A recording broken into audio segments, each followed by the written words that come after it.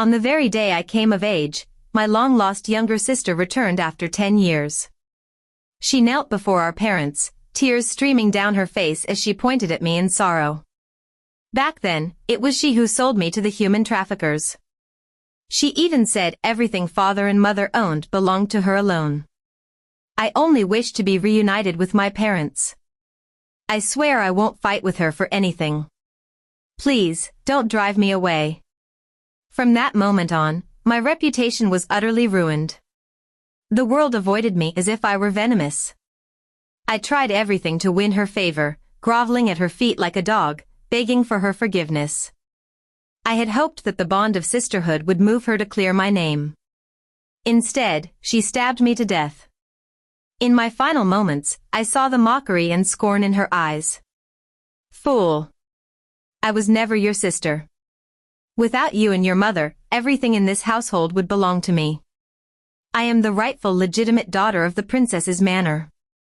Even your engagement with Prince Shen, it should have been mine. When I opened my eyes again, I had returned, back to that exact moment when she burst through the gates, kneeling before our parents. Father, mother. Not a day has passed in 10 years that I didn't miss you. Forgive your unfilial daughter for being unable to care for you all this time. Hoo. Before me knelt Song Mingzhou, clinging to our parents, sobbing miserably, her face pale and pitiful, soaked in false grievance. That face overlapped with the hideous one I saw before I lost consciousness, twisted and deceitful. Back then, she stood high above me, crushing my fingers beneath her heel, driving a blade deep into my heart, laughing with delight. Song Hanyao, someone as stupid as you could never be the true daughter of the princess's manor. That position was always meant to be mine. You and your mother stole it from me. Even your engagement was mine by right. You deserved to die. A sharp pain stabbed through my chest, a vivid reminder that I had truly returned. I had been reborn to the very moment Song Mingzhou first returned and destroyed my life. I glanced at my parents, overjoyed, yet tinged with guilt, as well as the guests murmuring among themselves. No doubt, Song Mingzhou had just completed a blood recognition ritual with my father, proving she was his daughter. Next, she would play on their pity and shame, accusing me of jealousy, claiming I handed her to traffickers out of spite. And my name would once again be dragged through the mud. My heart sank as my mind raced for a solution. I didn't come back to relive tragedy. In my previous life, the one I called sister schemed endlessly, framing me, casting me into despair. I never understood why. Now I knew, she was never truly my sister. I glanced at Song Mingzhou, catching the venom and naked envy in her eyes. The moment she noticed me looking, her lips curled into a mocking smile. She raised her hand to point at me, ready to speak. An alarm rang in my mind. I acted first. Father, mother, she is not my sister. The hall fell silent. All eyes turned to me. Song Mingzhou froze, a flicker of panic crossing her face. But she quickly composed herself, sorrow blooming in her gaze as she whispered. Sister. I won't fight you for anything. I only wish to be with our parents. If you truly can't bear the sight of me, then I'll leave. Father, mother, please take care of yourselves. And don't blame sister, it's all my fault. I never should have come back. With that, Song Mingzhou rose to leave. Father immediately grabbed her arm and turned to glare at me, his voice cold and heavy with anger. Wretched girl, what nonsense are you spouting? She is your sister, we already performed a blood recognition ritual. And look at her, she resembles me so much. There's no way that can be faked. Why? Are you upset your sister has returned? What are you plotting now? Mother wiped away her tears and added, her tone laced with disappointment. Hanyao, don't be unreasonable. Today is our family's reunion. If you say such things, it'll only hurt your sister. She's been wandering for 10 years, who knows what hardships she's endured. There's no need to make it harder for her.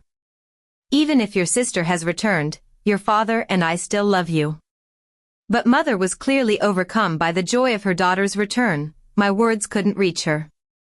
I had to find a way to calm her down. Song Mingzhou curled up in father's arms, sobbing like spring rain falling on blossoms, utterly pitiful. Yet the slight curl at the corners of her mouth betrayed the smugness she couldn't quite hide. While comforting her, father shot me a look full of contempt. I knew he had always disliked me. Since childhood, he'd called me a burden, saying that once I married, I'd become someone else's problem. I used to think he resented me simply because I was a girl, unable to carry on the family line. But after Song Mingzhou returned and he pampered her like a precious jewel, giving her everything she wanted, I finally understood. He didn't resent me for being a girl. He just hated me. Plain and simple. Still, why? Why such hatred? Only now did the answer become clear. Song Mingzhou had done a blood ritual with him. She looked like him. He doted on her more than anything. These things couldn't be faked. And yet in my past life, before I died, she'd clearly said we weren't sisters. That I had stolen her rightful place, and everything I had should have belonged to her. There could be only one explanation. Song Mingzhou was father's illegitimate daughter. He had another woman outside. He had betrayed mother. The moment this thought struck me, my heart ached for mother. All her years of sacrifice, all for nothing. She was truly pitiful. Grandfather and uncle had died in battle quelling a rebellion. Only mother remained. In recognition of their sacrifice, the emperor granted her the title of princess. An orphan raised in the princess's manor, she'd lived a hard life. Rumors claimed her fate was cursed, that her presence doomed father and brothers. The capital turned its back on her. Father came from humble origins, barely passing the imperial exams. He wasn't afraid of gossip. He courted mother persistently, writing her poems and swearing to protect her for life. Mother was moved and married him. For the sake of his career, she gave everything, calling in favors from her late father and brother's comrades, even donating half her wealth to buy him a post as assistant minister. He declared in front of everyone that he'd love only her, that he'd never take a concubine. It became a tale told with admiration in the capital, mother, the woman of great fortune. I used to think they shared a deep and true love. Now, I saw what a joke it all was. I stepped forward, grasped mother's hand, and turned to address the watching guests. Years ago, my sister and I were out playing when we caught the attention of traffickers. She willingly led them away so I could escape. I saw with my own eyes how the traffickers slashed her face in rage. I pointed directly at Song Mingzhou. Look at the girl in front of you. Her skin is flawless, not a single scar. How can she possibly be my sister? Song Mingzhou instinctively raised her hands to cover her face. Mother looked surprised. She glanced between us, confused. You never told me this before. Because it was a lie. A trap. I smiled bitterly. I didn't want to cause you and father pain, so I never spoke of it. Just as I hoped, Song Mingzhou appeared rattled. She kept glancing nervously at father, who now wore a stormy expression. His gaze toward me turned even darker. What, a sister can't recover without scars? That's what you're saying.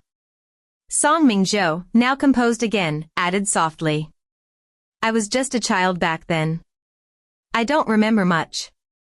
I didn't even know I was hurt. Maybe heaven was merciful and spared me from any lasting scars. She squeezed out a few tears for good measure, looking frail and pitiful. I let out a cold laugh. Your skin is as smooth as jade. Only the highest grade Euron cream could maintain such condition. That cream costs 100 taels per bottle. The robe you wear is made of emerald cloud gauze, the most sought-after fabric in the capital, 1 gold ingot per bolt. Even your shoes are inlaid with pearls, perfectly round, luminous pearls worth more than 1,000 taels. Heaven must love you very much, to bless you with so much wealth. Clearly, all of this came from our princess's manor. I spoke every word with precision. Song Mingzhou's face darkened, panic rising in her eyes. For the first time, Mother began to look at her seriously, truly examining her. In my past life, we had all been swept up in joy. No one doubted her identity.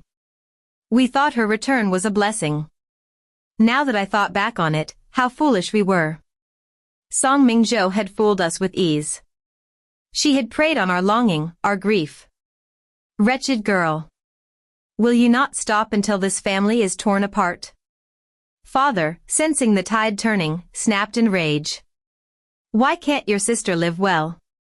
Must she suffer for your satisfaction? What wickedness festers in your heart? You truly cannot tolerate her presence. Is that why you lost her back then, on purpose? Right on cue, Song Mingzhou began to sob again. Hoo-hoo. I didn't want to say anything. But even after all these years, she still won't admit her mistake. And now, she's trying to frame me. Then I have no choice but to speak up. Back then, it was sister who handed me over to the traffickers. She said the love of our parents, and everything in the princess's manor, belonged only to her. That I shouldn't even exist. If she had said those words before I raised suspicions about Song Mingzhou's identity, my reputation would have been utterly destroyed by now. Fortunately, I had already cast doubt on her origins, so now the guests simply saw this as an exchange of mutual accusations. Wretched girl. You deserve to die. Father seized the chance, he raised his hand and swung it toward me in a vicious slap. He clearly used all his strength. If that strike had landed fully, I would have been coughing blood and unable to speak, while Song Mingzhou would have seized full control of the narrative, her slander cemented as truth. But it was clear Father had reached the end of his rope. I stepped back just in time, dodging the brunt of the blow, though his nails scratched my cheek, leaving 2 bloody streaks. My hair was slightly disheveled from the force, I looked truly wretched. I endured the stinging pain on my face and stared directly at him. Father, to treat your own daughter like this, for a false one, are you feeling guilty? Mother finally snapped back to her senses and stepped forward, shielding me. Her eyes blazed with reproach. What are you doing? Even if Han Yao said something wrong, you shouldn't strike her like that. Father scowled, clearly annoyed. Isn't it this unfilial girl who provokes me? She's jealous of her sister, lost her as a child, harbors a vicious heart, how could she not deserve punishment? I laughed coldly. Father, that girl might not even be my sister. Why do you believe her words over mine, your real daughter? She hasn't even proven her identity, and yet you trust her without question. I'm amazed. Father snapped, Mingzhou already did the blood recognition with me. She even looks exactly like me. How could it be fake? I smirked. If someone wants to impersonate, of course they'd come prepared. Looking similar only proves the disguise is thorough. As for the blood ritual, who knows what trickery was involved? Unless she also undergoes blood recognition with Mother, we'll never know for sure. At my words, Father's and Song Mingzhou's faces changed instantly. Mother's expression also shifted as her clarity returned. She nodded slowly. Han Yao, what you said makes sense. I pressed my advantage. I ordered a maid to bring a bowl of clean water. She returned swiftly. All eyes turned toward us. Song Mingzhou suddenly burst into tears, her face flushed with shame and panic. I only wanted our family to reunite. I never thought sister would hate me so much. If it's really like this, then I'd rather die.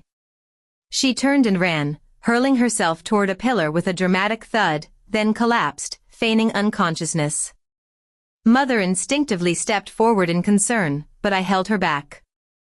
That impact had been so obviously staged, anyone with clear eyes could tell. But Mother, overwhelmed with worry, couldn't think straight. Mingzhou. Father rushed forward in a panic and scooped Song Mingzhou into his arms, hurriedly retreating to the inner courtyard. Call the physician. Hurry, call the physician. Before disappearing, he cast me a venomous glare. Mingzhou is my daughter. No one is allowed to question her identity. If anything happens to her, I swear, I'll kill you, you cursed girl. That's how much he loved this illegitimate daughter of his. My coming-of-age banquet ended in chaos. Once the guests had dispersed, Mother tugged me toward the rear courtyard. She wanted to visit Song Mingzhou. But we were immediately blocked by one of Father's attendants. Master says second miss needs rest. Madam and first miss should not disturb her. The servant glanced coldly at me. Master also says first miss must kneel outside. Only when second miss forgives her can she stand again. Mother opened her mouth to object, but the servant continued. Madam, Master also told me to ask. Is second miss truly your daughter? She suffered for 10 years, and you show no emotion. Do you even deserve to be called a mother? I sneered inwardly. Father truly had no shame. The servant, emboldened by his master's authority, stood tall. I immediately pulled Mother away. Behind us came his scornful voice. Master said if first miss won't admit fault, he'll no longer recognize her as his daughter. I didn't stop. I walked even faster. As soon as we stepped past the courtyard gates, Mother began scolding me. Han Yao, what's wrong with you today? How could you speak so disrespectfully to your father? And your sister? Even if she hasn't done the blood test with me, I saw her do it with your father. She looks just like him. There's no way it's fake. I know it's hard for you to accept right now, but... I cut her off. Mother, come with me. I'll show you something. Once you see it, all your doubts will be gone. Seeing my seriousness, Mother finally stopped talking and followed me. Since Father had barred us from the rear courtyard and placed guards at the front, they were clearly planning something behind closed doors. Because I had disrupted today's events, they were being forced to re-strategize. We circled around the main hall and slipped through the small rear gate. From there, it was easy to reach Song Mingzhou's courtyard. This courtyard had been prepared for my sister long ago. It was always cleaned by servants, but no one permanently guarded it. Since today was her first time moving in, the front yard was guarded by Father's people. The back, however, was likely left unwatched. We made our way to a side window. As we approached, we heard voices. It was Father and Song Mingzhou. Mother opened her mouth several times to speak, but each time, she held herself back. We quietly approached the window. The voices inside grew clearer, and through the crack in the frame, we could faintly see what was happening within. Song Mingzhou was half reclining on a chaise, leisurely enjoying a platter of fruits, utterly devoid of the pitiful look she'd shown earlier. Father was watching her with a gaze full of tenderness. Father, she said, what if that wretch Song Hanyao starts questioning my identity? Don't worry about her, Father replied with a sneer. I'm her father. Would she dare defy me? Madame Wu is soft-hearted and foolish. Whatever I say, she believes. If I tell her you're her biological daughter, then you are, simple as that. It's just unfortunate those men back then failed to clean up properly. Originally, they were supposed to eliminate both you and Song Hanyao, who would have thought she'd escape. But that doesn't matter anymore.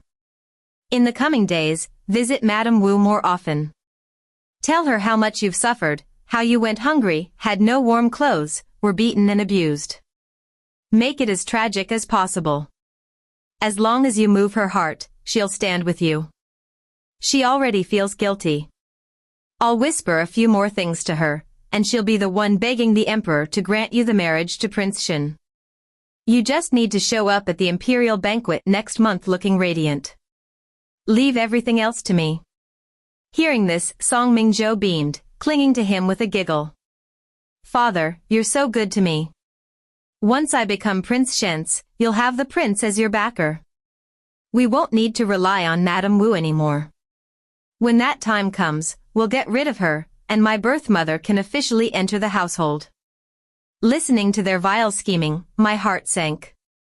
Beside me, Mother trembled as silent tears streamed down her face. She bit her lip hard, suppressing every sound. After leaving the rear courtyard, she finally broke down. She wept for a full hour before slowly regaining her composure. Her eyes were blazing with hatred.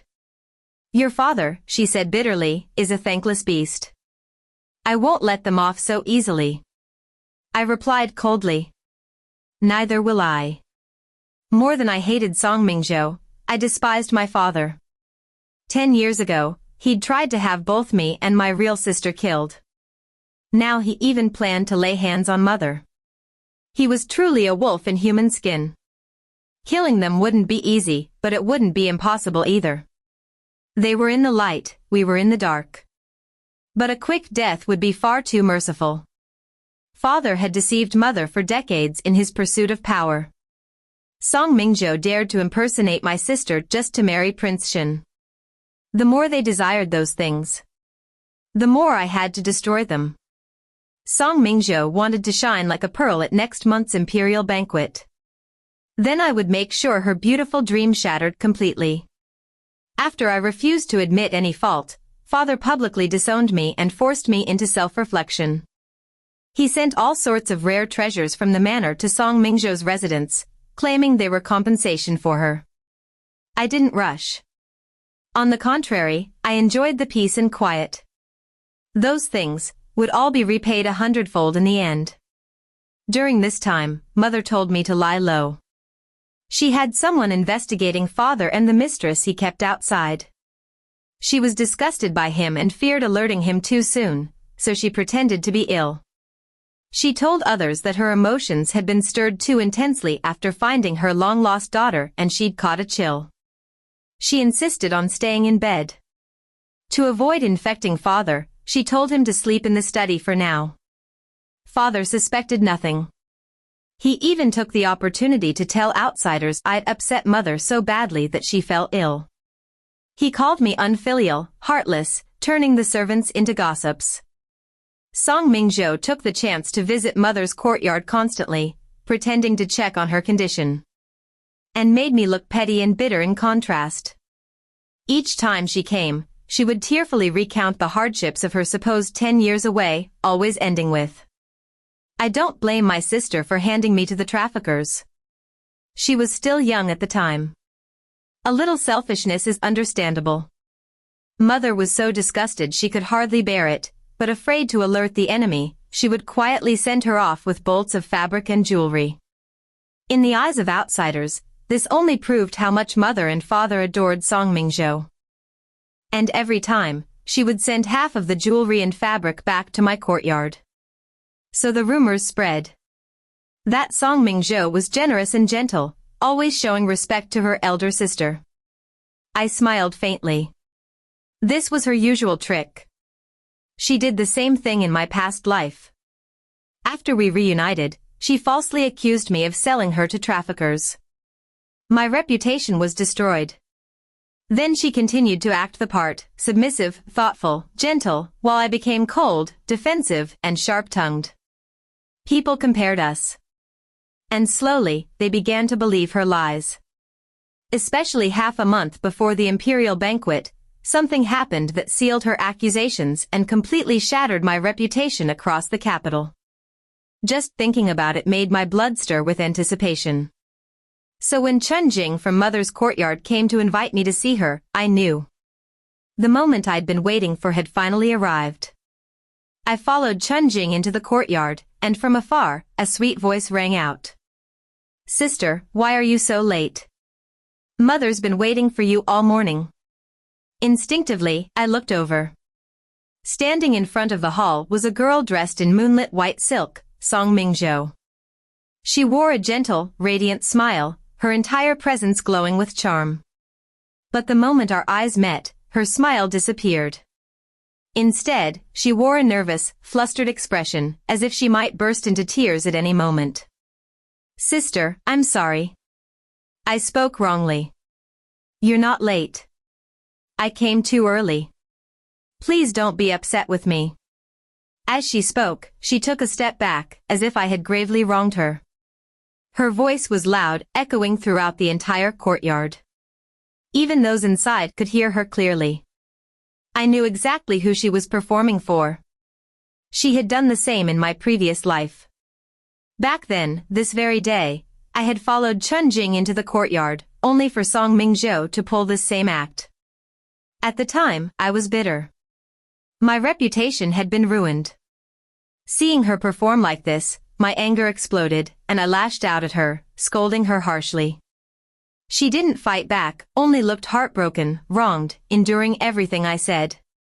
As expected, my outburst sealed my reputation, arrogant, domineering, and cruel to my poor little sister. Even mother, who had always trusted me, scolded me for it. In a moment of fury, I stormed off. What I hadn't known back then.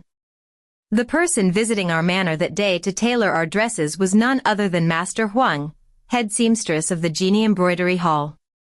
She used to be an embroiderer for the Imperial Wardrobe Bureau, now a sought-after artisan among noble ladies.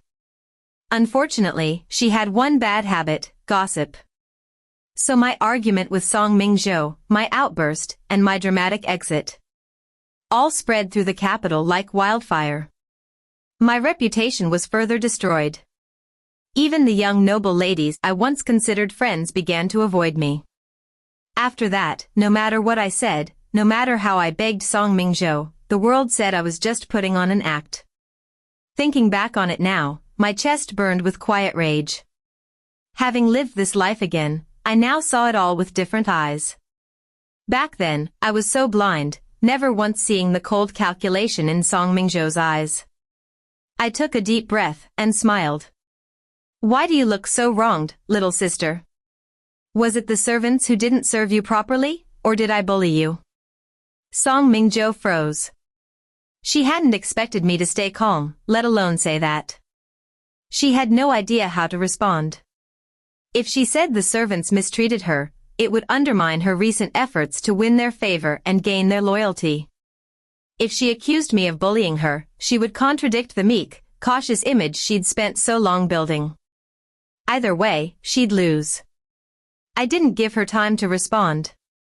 I stepped forward, took her hand, and pulled her inside. Come on, let's not keep mother waiting. Song Mingzhou was so furious her teeth clenched tight. But she had no choice, she followed me in silence. Inside the room, a woman in her 30s was taking mother's measurements. She was Master Huang, the seamstress from Genie Embroidery Hall. She looked at us curiously, clearly she had heard our conversation outside. I stepped forward and greeted Mother and Master Huang with a bow. Song Mingzhou followed, her voice timid as she called out. Mother. Her tone was soft and aggrieved, as if she'd suffered some great injustice. But her eyes were filled with hopeful anticipation, clearly waiting for Mother to defend her. Mother glanced at the two of us, then gestured to the fabrics laid out on the table. All the fabrics here. Choose something. You'll both need new outfits for the imperial banquet. Song Mingzhou's smile stiffened. She clearly hadn't expected that after all her performance, Mother wouldn't even ask what had happened. I smiled faintly and walked quickly to the table. Under her hateful gaze, I reached out and took the top fabric. Jiaoyu silk, moonlight gauze. It shimmered like moonlight under the sun, with different lighting at different hours creating breathtaking effects. It was so rare you had to reserve it a year in advance, priceless even with gold. In my past life, Song Mingzhou had worn this very fabric to the imperial banquet. And she had outshone everyone. Out of the corner of my eye, I saw her fists clench. But she still forced out a smile. Mother, let sister choose first. I'll wear whatever's left. We're sisters, if she's happy, I'm happy. Even if the remaining fabrics are a bit lesser, they're still luxurious. I've never worn anything this fine before. I'm already so grateful. I smiled coldly in my heart. A classic trick of hers. Retreat to advance. Play the pitiful one. Insinuate I'm petty and unfair, while making others feel sympathy for her. She was hoping Mother would feel guilty for losing her 10 years ago and step in, saying, Let's give the best fabric to Mingzhou. That way, she'd protect her own image and still have me take the fall. Two birds with one stone. At this moment, Song Mingzhou was undoubtedly feeling triumphant, thinking everything was under control. Because I had caught the flicker of excitement and eagerness in her eyes. Mother slammed her teacup onto the table, her face dark and grim. I noticed how tightly she clenched her embroidered handkerchief, struggling to suppress her emotions. I knew she was seething inside, nearly driven mad by Song Mingzhou's manipulations. But with Master Huang still present, she had no choice but to hold it in. Meanwhile, Song Mingzhou, oblivious, mistook Mother's restraint for affection.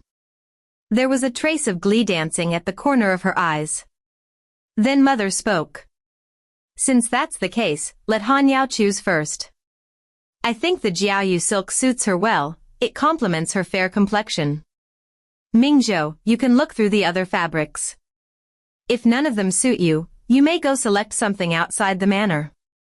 Her words struck Song Mingzhou like thunder. She froze, completely forgetting to hide the resentment and unwillingness spreading across her face. I held the Jiaoyu silk and smiled brightly. Little sister, that expression is quite frightening. Are you not pleased? Startled, Song Mingzhou quickly reined in her expression. But it was too late. Master Huang had already seen everything. She had once been a palace maid, experienced and perceptive. How could she not see through Song Mingzhou's petty ploys? Realizing her slip, Song Mingzhou panicked. She hastily picked out a random fabric and left in a fluster, eyes red as if she'd been wronged. I, on the other hand, felt wonderful. I personally escorted Master Huang out. Just before she left, I discreetly slipped a gold ingot into her palm. Thank you for today. I didn't say what for. But Master Huang gave me a knowing look as she accepted the gold with a small smile. I never speak nonsense. I only speak the truth. I smiled and thanked her. My father wanted Song Mingzhou to marry Prince Shen. Then I would ensure that never happened. There was no way the royal family would allow someone so shameless into their bloodline. And soon, Song Mingzhou's disgraceful behavior during the fabric selection had spread through the inner circles of the capital. Father returned in a rage. At the time, Mother and I were still discussing how to tailor the Jiaoyu silk into a suitable banquet gown. The door burst open with a loud crash. Father stormed in, his gaze falling immediately on the silk in my hands. His eyes were bloodshot, nearly ablaze. Pointing at Mother, he shouted furiously. What kind of mother are you? Mingzhou suffered for 10 years. You can't even show her pity. Instead, you side with this unfilial daughter to bully her. What's your heart made of, ice? How can you be so cold and heartless? Song Mingzhou came in behind him, sobbing pitifully. Father, please don't be angry. It's not Mother's fault, it's mine. I was the one who wanted the Jiaoyu silk. I put Mother in a difficult position. Hearing that, Father lunged forward to snatch the silk from my hands. But Mother immediately stepped in front of him. His face grew darker. Madam Wu, what are you doing? Mother met his glare, unwavering. Song Zhao, what are you doing? If you want to give the Jiaoyu silk to Mingzhou, then fine. But today's events, I won't overlook them. She narrowed her eyes. Whether you choose to overlook them is your business. It has nothing to do with me or with Hanyao. Since everyone is here, why don't we conduct a second blood test between Mingzhou and me? I truly want to know if Song Mingzhou is really my daughter. I don't believe my daughter would be so short-sighted, so two-faced, saying one thing and thinking another. Let's verify it now. Father's face froze. Mother's words had stunned him speechless. Song Mingzhou's expression instantly turned panicked. After a brief moment of silence, Father recovered and quickly said, What nonsense are you speaking? Mingzhou is clearly our daughter, there's no need for doubt. I was just too hasty today. You're still sick and weak. It's understandable that emotions ran high. It was all a misunderstanding. Please, don't say things like Mingzhou isn't your real daughter. It's hurtful to the bond between mother and child. Let's drop the matter. Get some rest. We won't disturb you anymore. He didn't wait for a response, he immediately pulled the unwilling Song Mingzhou away. Once they were gone, mother spat on the floor behind them. Sanctimonious hypocrite. Absolutely shameless. I turned to her, eyes shining. You were incredible today. Did you manage to get what you needed? Mother nodded. Yes. These past 2 weeks, I've gathered all the evidence. After the imperial banquet, I'll make sure Song Zhao is disgraced and cast out. I didn't ask her for the details. I was content to wait. After all, in my previous life, Song Mingzhou had prepared quite a dramatic performance for me at the imperial banquet. This time, it was my turn to give her a few gifts. The 15th day of the second month, the Flower Morning Festival, was also the day the Empress would host her grand banquet. Everyone in the manor knew the banquet had one true purpose: to select a crown princess for the third prince, Prince Xin. And so, every eligible young lady in the capital was vying for the spotlight. I didn't know what father had to sacrifice to get it. But he managed to acquire another piece of Jiaoyu silk for Song Mingzhou. She appeared in shimmering white, her beauty delicate and graceful. Indeed, she didn't pale in comparison to the other noble daughters. Song Mingzhou acted as if she had completely forgotten everything that had happened before. From the moment we entered the palace gates, she was all smiles and laughter, clinging affectionately to mother's arm, putting on a picture of deep mother-daughter affection.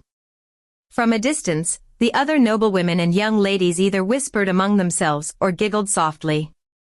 But none of it seemed to affect Song Mingzhou in the slightest. She pretended not to notice. But I, standing nearby, saw it clearly. The veins bulging on her temples, the tightly clenched jaw, she was clearly fuming with rage under that sweet smile. Led by the palace attendants, the 3 of us were seated in the center. Mother, Song Mingzhou suddenly said, her tone apologetic. I'm sorry for the tricks I used a few days ago. I was afraid you'd love only sister and not me. She then turned to me, bowed her head, and continued. Sister, I'm sorry. I won't do anything like that ever again. Mother gave no response. I simply smiled faintly. It was nothing. I've long forgotten about it. Song Mingzhou smiled back, pretending to be touched. She reached out and held my hand. Then we'll always be the best of sisters, right? I smiled politely and pulled my hand back without a word. I found her touch revolting. She was about to say more when the entire hall suddenly went quiet. A sharp voice rang out. Her Majesty the Empress arrives. His Highness Prince Xin arrives. Everyone rose and bowed in unison. The Empress, clad in phoenix robes, walked in gracefully. Behind her was a young man, tall, poised, and radiant, dressed in a brocade robe. With bright eyes and a natural air of nobility, he was indeed breathtaking. This was the Empress's own son, Prince Xin. Out of the corner of my eye, I saw Song Mingzhou's cheeks flush pink, her eyes glued shamelessly to Prince Xin. Rise, the Empress said calmly as she took her seat. Everyone thanked her and returned to their places. Though the event was called a Blossom Appreciation Banquet, in truth, it was a selection event. A gathering to find a future consort for Prince Xin. Every noble daughter present was prepared to showcase her finest talents. When it came time for our Song family, Mother hadn't even spoken yet when Song Mingzhou jumped up. Your subject, Song Mingzhou, has prepared a dance, the Soaring Swan. I humbly ask Her Majesty and His Highness to watch and enjoy. Her voice trembled slightly with excitement. The guests nearby exchanged knowing glances and snickered. Even the Empress faintly furrowed her brows. A palace maid came forward to remove the chain that had been used in the previous performance. Song Mingzhou removed her cloak, revealing a flowing gown of silver-white Jiaoyu silk. Her dance was graceful and captivating. As she moved, the moonlit silk shimmered in different hues. The embroidered butterflies at her hem looked as if they might fly away. She certainly left many in awe. Mother's face darkened. She clenched her wine cup tightly. I let out a soft sigh. That level of dance skill required a well-known instructor in the capital. It would take years of professional training, and the expenses would have been substantial. Mother had investigated Song Mingzhou's background long ago. Her birth mother was father's childhood sweetheart. Her maternal family was poor, her father a mere scholar barely scraping by. There was no way they could have afforded such training. Which meant, unsurprisingly, it was mother who had funded it all. Yet what hurt mother more than the money was father's favoritism.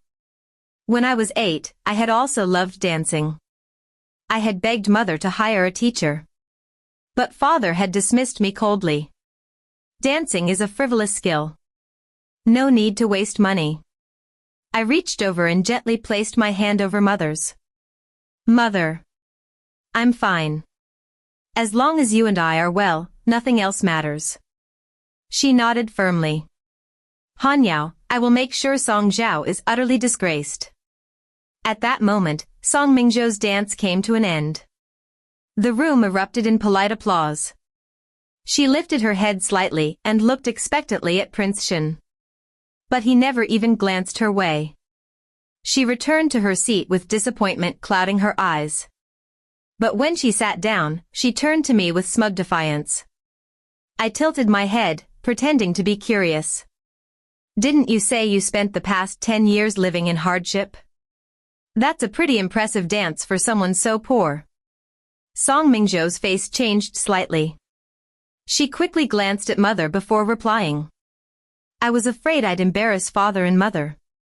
So I secretly learned it this past month. I let out a soft chuckle but didn't expose her lie. Song Mingzhou then poured a cup of wine and handed it to me. Sister, let me offer you this toast, thank you for not blaming me. I pushed the cup aside. There's no need. It's the least I can do. She insisted, raising the cup again. But if you don't drink, it means you still haven't forgiven me. I looked at the wine, then at her. As she began to falter under my gaze, I suddenly took the cup and drained it. She let out a relieved sigh, the corners of her lips curling into a smug, twisted smile. In my past life, it was at this very banquet that Song Mingzhou had performed the soaring swan, stunning everyone. Because there was no Master Huang around to spread whispers. None of the noble daughters saw her in a bad light. Out of respect for mother, they all praised Song Mingzhou endlessly. That night, she became the undisputed star of the banquet. But unfortunately for her, even then, Prince Shen never spared her a glance. She returned home sobbing, throwing a fit, threatening death.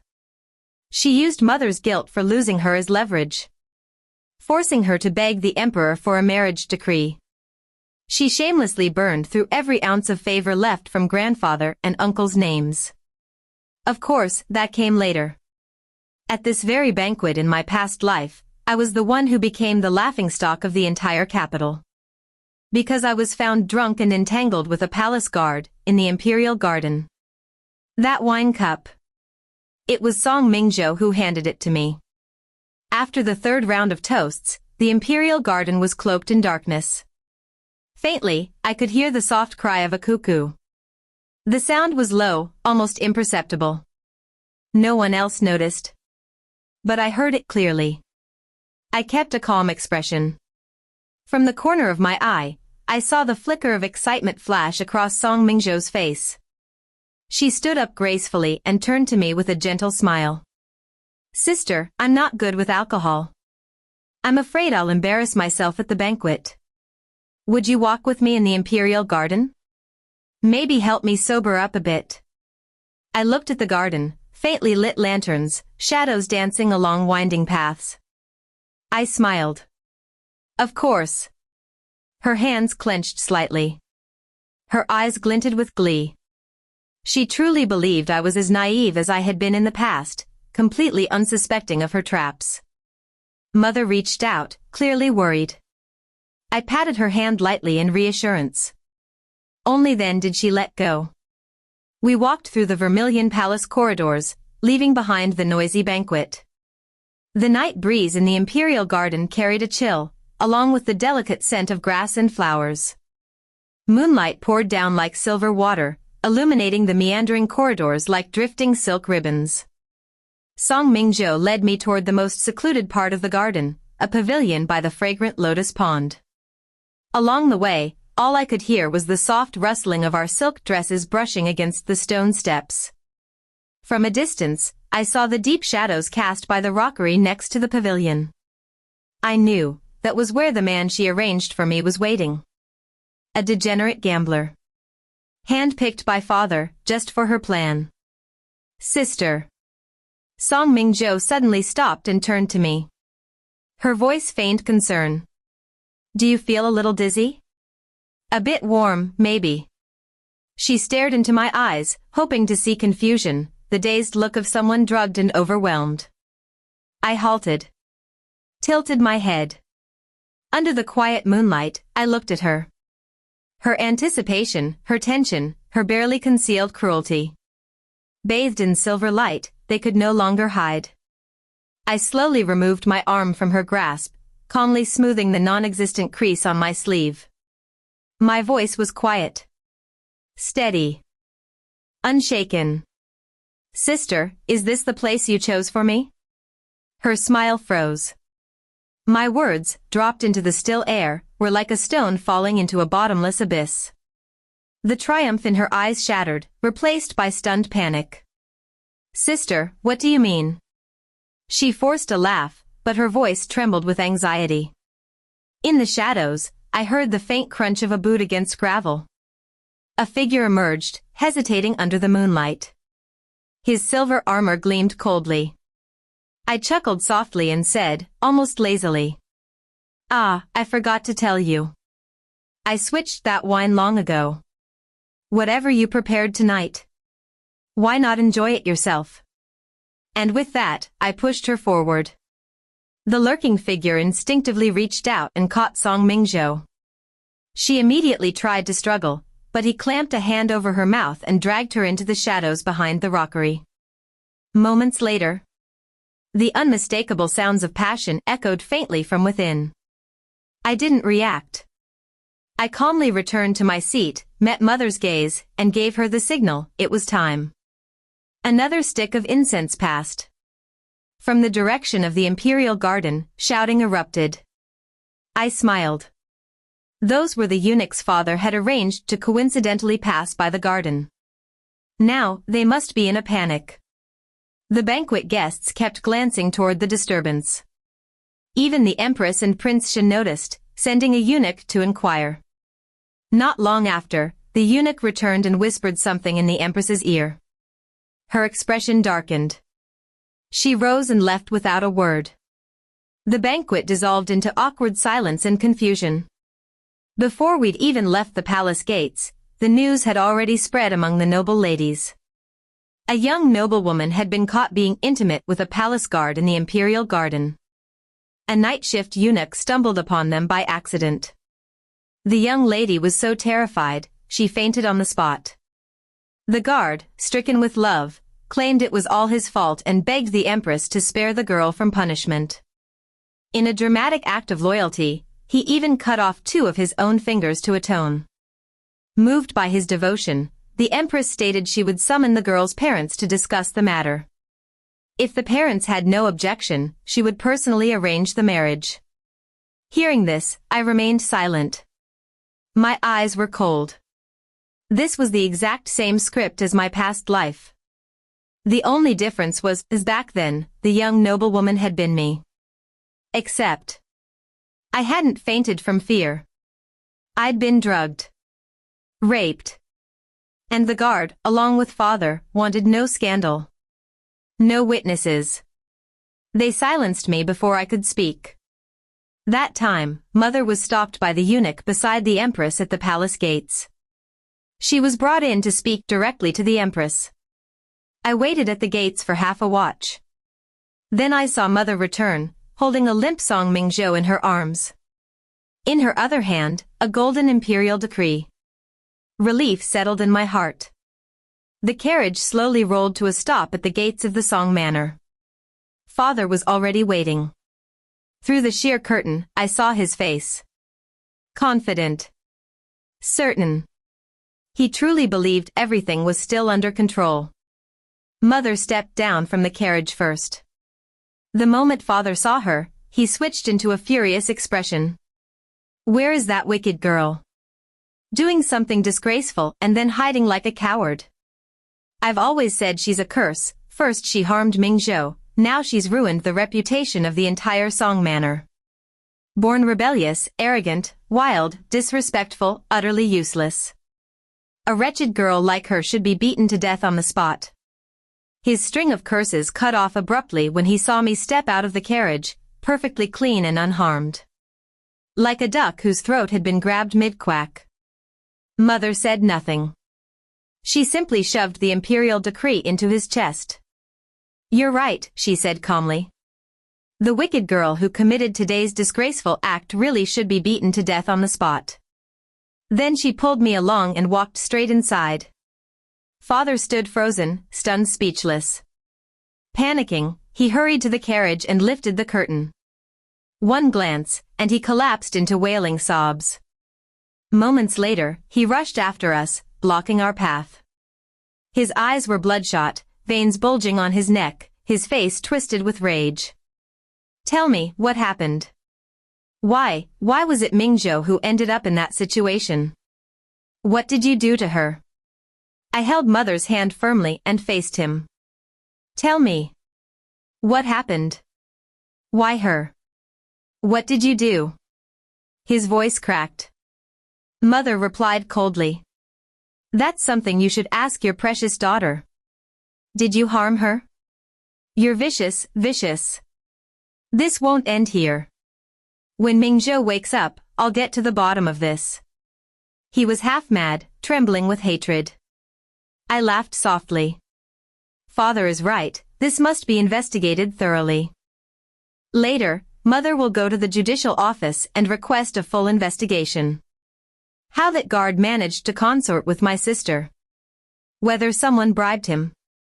And those eunuchs who caught them, each of them must be interrogated. Also, who arranged the night guard in the imperial garden today. Everything must be examined closely. I heard the Minister of Justice is very good at solving cases. I'm certain he will return fairness to my sister. Father's furious expression froze instantly. He pointed at me, speechless for a long moment. Mother added with a cold smile. I'm afraid once the investigation begins, it won't just be Mingzhou losing face. Some people might lose their official position as well. The guard had been arranged by Father. The eunuchs too. If no one investigated, it could be buried. But once the judicial office intervened, there would be no way to hide it. To plot against one's own daughter during the Empress's banquet. Father's official career would be destroyed. To a man like him, family affection meant nothing compared to power. If self-interest demanded it, even his daughter could be discarded. Father suddenly barked. No need to investigate. Clearly she turned wild after living outside for 10 years. The Empress has already granted her marriage. Quickly find a place to marry her off, out of sight, out of mind. He flung his sleeve and stormed away. I watched his back retreat and murmured to Mother. We must use this opportunity. Staying low-key is the best strategy. Mother nodded, hatred burning like living flame in her eyes. Not long after returning to the manor, Song Mingzhou regained consciousness. She ran straight to my courtyard like a madwoman. It was you. You ruined me. You wretch, wretch. Servants hurried to restrain her. Song Hanyao. Just wait. I'll have Father kill you. You'll see. My parents arrived then. Upon seeing Father, Song Mingzhou's eyes filled with desperate hope. But Father didn't even look at her. He ordered the servants to drag her away. Father. What's wrong with you? It was Xianxia who harmed me. Father, why are you ignoring me? She stared at him in disbelief. I stepped forward and looked at her, the way one looks at a puppet dancing on strings. You still don't understand. How could you ever be more important than father's own interests? Song Mingzhou cracked. Why? I'm the daughter he loves most. I'm his biological daughter. I'm prettier than Song Hanyao, smarter than Song Hanyao. Why would he abandon me? Her hysterics were refreshing to watch. Father, fearful she might spill something, urged the servants to drag her away immediately. I tilted my head. Sister seems to have more to say. Why is father in such a hurry? Father said nothing, his expression dark. Mother smiled thinly. It's fine. Tomorrow we'll question her again. It's not like she's dead. If she has grievances, she'll surely tell us. Father's face turned ashen. He turned and left without a word. At dawn, chaos swept through the manor. A maid bringing water into Song Mingzhou's room found her hanging from a rope. Dead. A suicide note lay on the table, claiming she felt too humiliated to continue living. When I heard the news, my heart remained completely calm. This was father. For his own sake, he could sacrifice anything. Even his own blood. Mother began arranging the funeral at first light. Father wept in the mourning hall, crying like the most heartbroken father in the world. He even fainted from grief. The physician was summoned again. After examining father, he prescribed calming medicine. Mother personally decocted the herbs and fed the bowl to father herself. By nightfall, father regained consciousness. But half his face was twisted. His mouth drooped, one eye would not close, his limbs refused to move, and he could not speak. The physician was called back immediately. This time, the diagnosis was clear, stroke induced by severe agitation. Father lay on the bed, gasping for breath, his distorted face twisted further as he glared at mother and me. Eyes burning with hatred. After the physician left, mother sat at the bedside. Under father's murderous stare, she smiled gently. You don't need to look at me like that. You've been heartless and faithless for years. It's time you paid the price. Her voice was calm, almost tender. You already had a fiancé, yet for the sake of your career you flattered me and married into my family. Once you gained wealth and status, you couldn't stand people whispering that you rose by relying on me. So you began plotting to kill me and our daughters. Father's breathing grew ragged, his twisted hand trembling violently on the blanket. Mother continued, her voice steady. I've investigated everything. Mingzhou truly died that year. Killed by you and that woman you kept outside. Everyone who helped you abduct her has already been dealt with. Father's eyes widened in horror. Don't worry, mother added softly. I'll let you reunite with your beloved concubine soon enough. The hatred in father's eyes collapsed into terror. Then despair. Finally into silent begging. Mother didn't spare him another glance. She ordered the servants to lock the door. Then she sealed off father's courtyard under the pretext of recovering from illness. And she brought in a concubine to care for him. That concubine was not a stranger. That woman surnamed Wang he had been keeping outside for years. After hearing that Song Mingzhou had hanged herself and that father had suffered a stroke, Madame Wang had planned to flee in the night. But mother had already anticipated this and captured her. Madame Wang, terrified of death, confessed everything. Then begged mother to spare her life, saying she would help vent mother's anger. She signed a deed of servitude, becoming a concubine of the very man who had ruined her. Once installed in the courtyard, Madame Wang began taking care of father. And she even brought in a 30-year-old farmhand to help. The two of them, like fire meeting dry grass, made no attempt to restrain themselves. Their shameless sounds filled the courtyard, echoing beside father's sickbed. Father, unable to move or speak, could only beat weakly at the mattress with his one functioning arm. His futile struggle only became percussion. Accompaniment to the lover's obscene duet. A living torment far worse than death. 2 months passed. Father wasted away to skin and bone. One night, he finally closed his eyes and never opened them again. That very night, Madame Wang hanged herself as well. From that moment on, Mother and I finally avenged ourselves. And my lost sister. The end.